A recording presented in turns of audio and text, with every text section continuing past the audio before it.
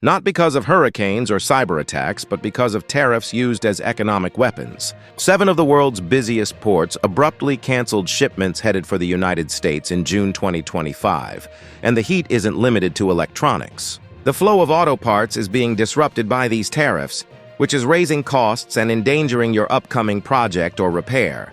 We'll demonstrate how these ports have turned into a battleground for trade, exposing the widening gaps in a system that was previously dependable. Let's investigate more to find out how deep this goes. The New Jersey coastal crossroads of Port Newark and Elizabeth are under stress. Number 7. Coastal crossroads under stress. Port Newark, Elizabeth, New Jersey. Newark, Port. The auto arteries in the Midwest and Northeast rely heavily on Elizabeth. It typically operates quietly, but as West Coast traffic pushes freight east, it's feeling the heat right now. Container traffic along Asia's east coast have decreased by about 18%, and docks are in disarray due to blank sailings, which occur when ships avoid scheduled stops. For everything from drivetrain components to dash modules for auto factories that rely on these routes, massive delays can result from even little schedule errors. Holdups in EV electronics and drivetrain imports are making fulfillment difficult, but local distribution facilities are modifying their inventory to weather the storm.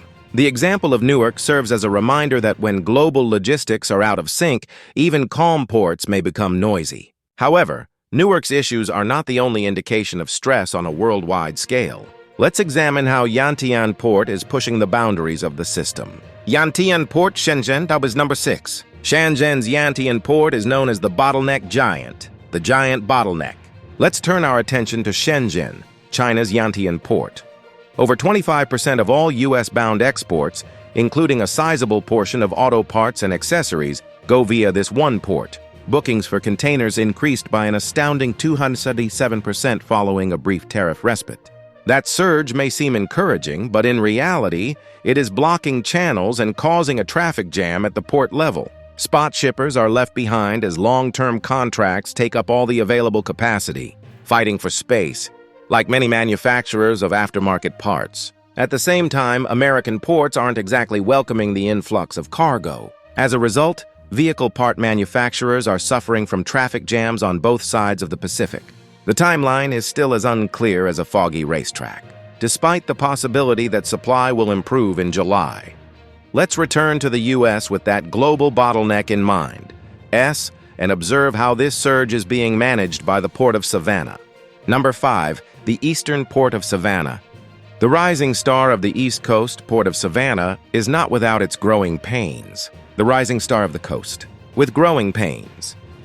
In 2024, Savannah's port traffic will surpass that of New York and New Jersey as it continues to climb the ranks. It has developed into a center for engine modules, aftermarket kits, and auto parts. But a tidal wave of goods headed for Asia was brought on by the West Coast's empty sailings, jumping more than 20% in this corridor with blank sailings. Savannah became a more desirable port of entry as freight rates decreased. However, that has just made the load shift.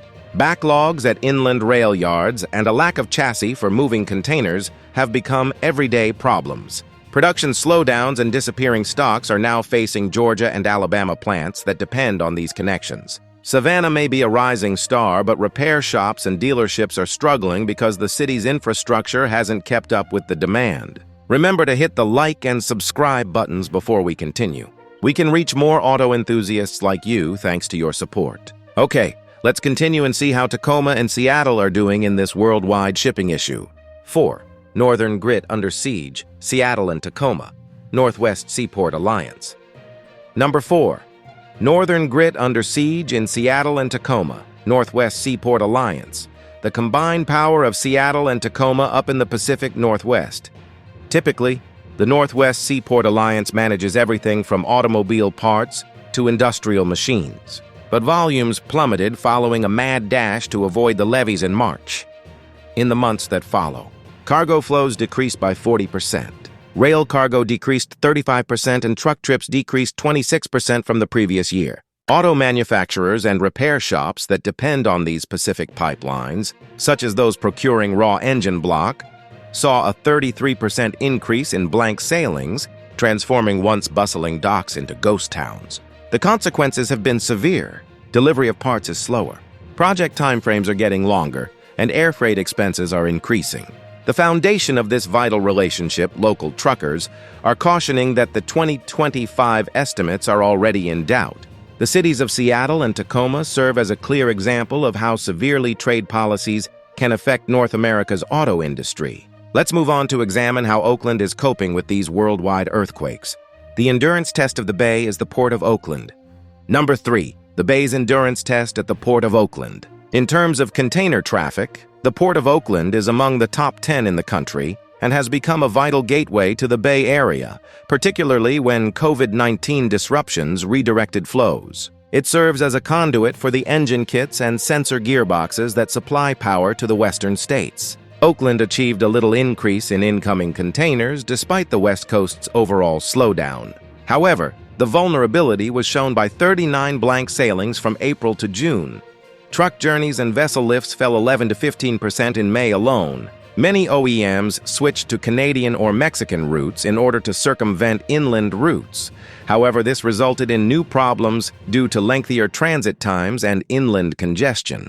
Oakland-based auto parts companies may feel reassured by the increase in business. However, inland logistics continue to be a hindrance. Delivery delays ranging from days to weeks are reported by dealerships that depend on aftermarket parts, highlighting the fact that even a strong secondary port cannot completely protect the area from the whirlwinds of the global supply chain. Let's maintain this momentum. The stakes are considerably higher in Long Beach, which is where we head south for our next episode. 2. Twin engine in turmoil, Port of Long Beach. Number 2. Twin engine in turmoil at the Port of Long Beach. In 2024, the Port of Long Beach, a crucial partner of Los Angeles, handled 9.6 million TEUs. Steel assemblies and transmissions make up a large portion of it. However, after tariffs increased in May, sailings increased from 4 to 14, resulting in the loss of 150,400 TEUs and causing a supply shortage at Long Beach. As manufacturers shift to more expensive alternatives or local stocks for the car sector, local truckers report 60% fewer runs while warehouse operators sit idle. With these interruptions, Long Beach is a workhorse, providing steel chassis components, fuel modules, and braking systems. Regional mechanics and repair shops deal with parts, delays, and skyrocketing costs. The need to strike a balance between timing, cost, and trading volatility is changing the supply chains for automobiles in America. The difficulties faced by Long Beach highlight the pressing need for fresh approaches in the dynamic realm of international trade. Lastly, we reach the vital center of America's automobile lifeline. The Port of Los Angeles, the beating heart of the United States, is Los Angeles number 1. The beating heart of American auto imports is the Port of Los Angeles. Imports by car. As the nation's primary hub for automobile imports, the Port of Los Angeles manages more than 1/3 of all container traffic in the United States and generates close to $500 billion in economic activity, including 82 cranes, 25 terminals, and a vast rail system. It is essential for shipping aftermarket parts, airbags, and chassis frames. However, when tariffs on Chinese commodities increased to 145% in May, the number of vessels arriving each day fell from 12 to 5. Blank sailings decreased 224,000 TEUs as they increased from 6 to 17. Dock worker hours are cut in half. Additionally, there were severe shortages of parts for braking and sensor systems, and a 90-day truce reduced tariffs to 30%. With container prices rising and some manufacturers being forced to air freight expensive parts, Jean Sirocco warns that recovery would be gradual. The speed at which trade policy may stifle America's auto supply arteries is demonstrated by this problem. Conclusion: a turning point for the automobile industry. Conclusion: a turning point for the automobile industry. This 7-port tale shows how the automobile supply lines from Los Angeles to Newark have been slowed down by a tariff-fueled storm rather than a pandemic or natural disaster. Automakers are being forced to reconsider their procurement methods and buffer supplies as a result of blank sailings that have halted essential parts. Therefore, Piston Pundit would like to know how these port disruptions have affected your auto repairs or projects. Does your local store have longer wait times for parts or services? Regarding the future of automotive supply chains, what worries you the most? Leave your responses in the space provided below. Leave your responses in the space provided below.